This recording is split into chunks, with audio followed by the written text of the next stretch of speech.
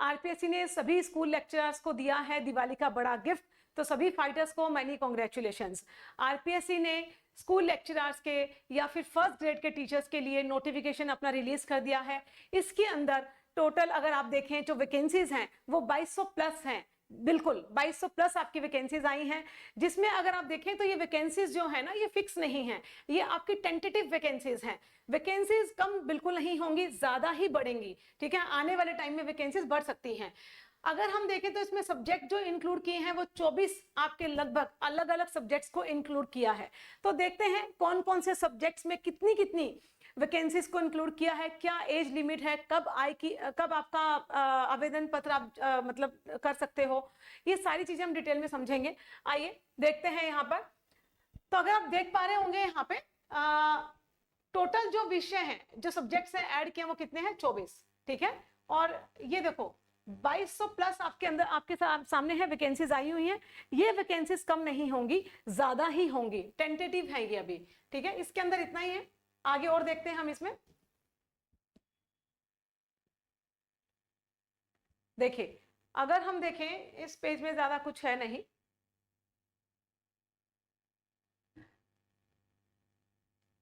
अगर हम देखें यहाँ पे अगर हम शैक्षणिक योग्यता की बात करें तो वो देखिए इसमें क्या है, अगर आप यहाँ पे देखें पॉइंट है ना शैक्षणिक योग्यता, तो इसमें ये कहा गया है बच्चे कि जो आपका बीएड है, बीएड और आपका मास्टर्स, ठीक है, ये आपका कंप्लीट होना चाहिए। अब कुछ स्टूडेंट्स ऐसे होते हैं जो बोलते हैं कि मैम हम तो सेकेंड ईयर में हैं, राइट, हम तो बीएड के फाइनल ईयर में हैं, ये हमारा मास्टर्स का फाइनल ईयर है। तो उन सभी बच्चों को ये इन्फॉर्म कर दें कि इसमें साफ साफ ये कहा गया है कि जिस दिन आप पेपर में अपीयर होंगे, पेपर में जाने से पहले तक आपके हाथ में 2 डिग्री होनी कंपल्सरी है। अगर नहीं है तो आप इस एग्जाम के लिए एलिजिबल नहीं है। कौन कौन सी 2 डिग्री, नंबर 1 आपके पास में आपकी मास्टर्स की डिग्री होनी चाहिए, और नंबर 2 आपके पास में आपके बीएड का जो है वो डिग्री होना चाहिए।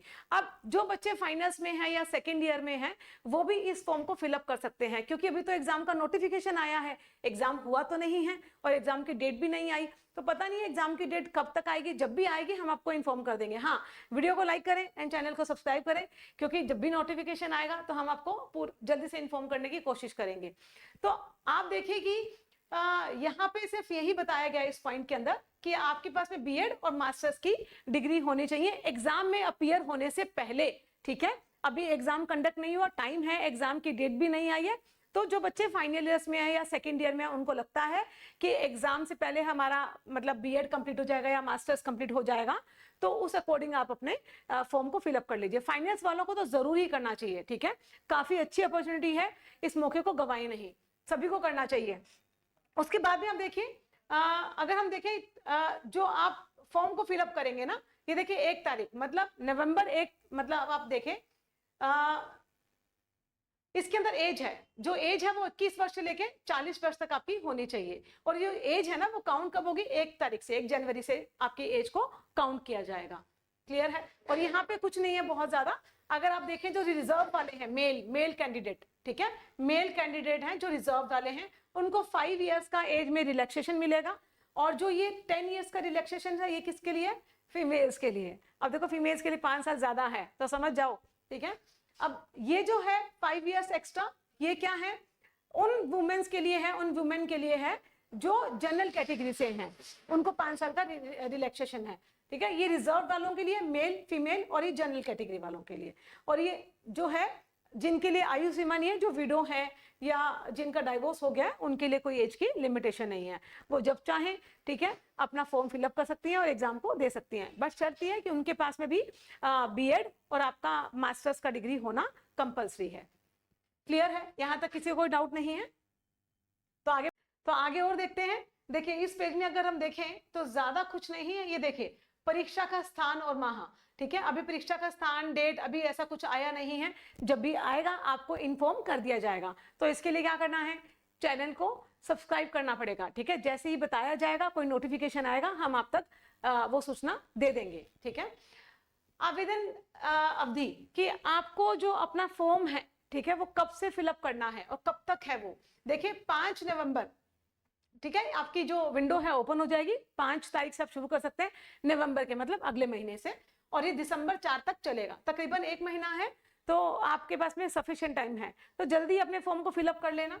और उसके बाद अगर हम देखें आवेदन की प्रक्रिया, तो ये सभी जानते हैं ओटीआर, जो राजस्थान के स्टूडेंट्स हैं सभी के पास में ओटीआर का नंबर होता है। ओटीआर सभी ने करवाया होता है ना, और जिन बच्चों ने नहीं करवाया घबराने की जरूरत नहीं है, वो एसएसओ की साइट पे जाके क्या करेंगे,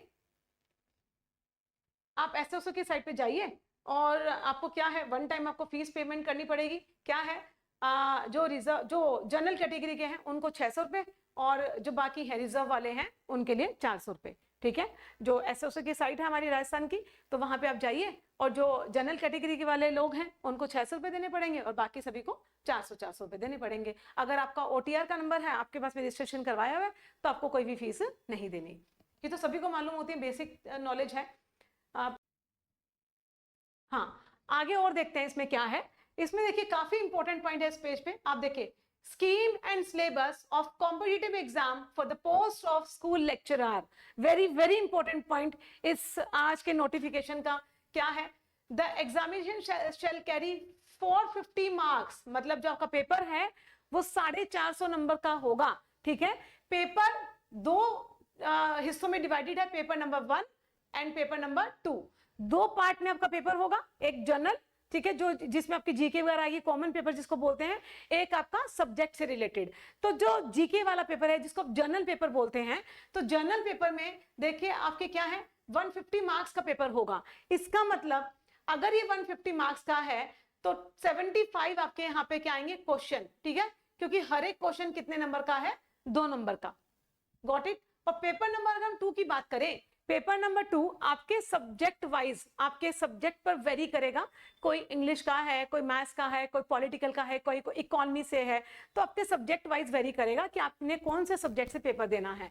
तो सेकंड पेपर आपके सब्जेक्ट का है जो 300 नंबर का है। ठीक है, 300 नंबर का है, तो यहां पर आपको मतलब 150 क्वेश्चन करने पड़ेंगे, और each question will be 2 mark. ठीक है, तो अगर आप देखें तो यहाँ पे आपको 1.5 घंटा मिल रहा है, और यहाँ पे आपको 3 घंटे मिलेंगे। समझ में आ रहा है? तो टोटल अगर हम देखें आवर्स पेपर को अटेम्प्ट करने के, आपको कितने प्रोवाइडेड है, 4.5 घंटे।